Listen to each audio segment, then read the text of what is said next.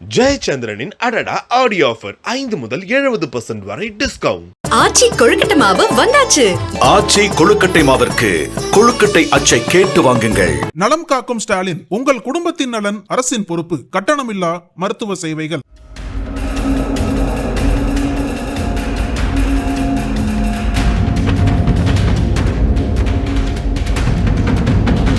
விழுப்புரம் மாவட்டம் விராட்டிக்குப்பம் பகுதியைச் சேர்ந்தவர்கள் குமார் மகேஸ்வரி தம்பதியர். இவர்களுடைய மகன் மோகன்ராஜ். 17 வயதான இவர் விழுப்புரத்தில் உள்ள பிரபல தனியார் பள்ளியில் 11ஆம் வகுப்பு படித்து வந்தார்.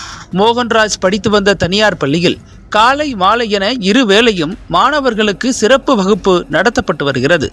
அந்த வகையில் இன்று காலை 7 மணிக்கு நடந்த சிறப்பு வகுப்பில் பங்கேற்பதற்காக மோகன்ராஜ் பள்ளிக்கு வந்துள்ளார். அவர் வந்து பெஞ்சில் அமர்ந்த அடுத்த சில நிமிடங்களிலேயே திடீரென மோகன்ராஜுக்கு வலிப்பு ஏற்பட்டு அங்கேயே மயங்கி விழுந்துள்ளார். இதை பார்த்து அதிர்ச்சி அடைந்த சக மாணவர்கள் உடனடியாக பள்ளி நிர்வாகத்திற்கு தகவல் கொடுத்துள்ளனர். பின்னர் வகுப்பறைக்கு விரைந்து வந்த ஆசிரியர்கள் மோகன்ராஜை மீட்டு அருகில் இருந்த மருத்துவமனைக்கு அழைத்துச் சென்றனர்.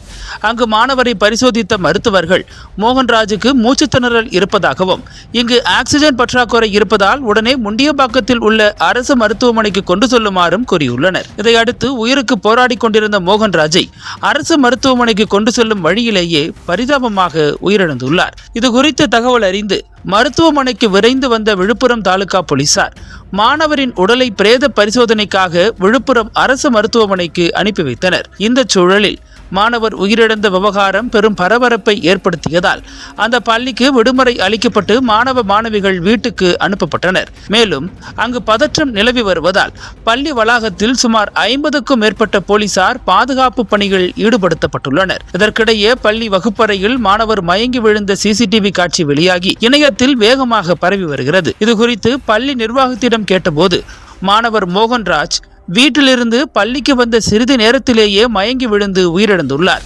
இதனால் பள்ளியில் அவருக்கு எந்த இடையூறும் ஏற்படவில்லை என விளக்கம் அளித்துள்ளனர். அதே நேரம் மாணவர் மோகன்ராஜ் மாரடைப்பு காரணமாக உயிரிழந்துள்ளதாக மருத்துவமனை தரப்பில் தற்போது தகவல்கள் வெளியாகியுள்ளன.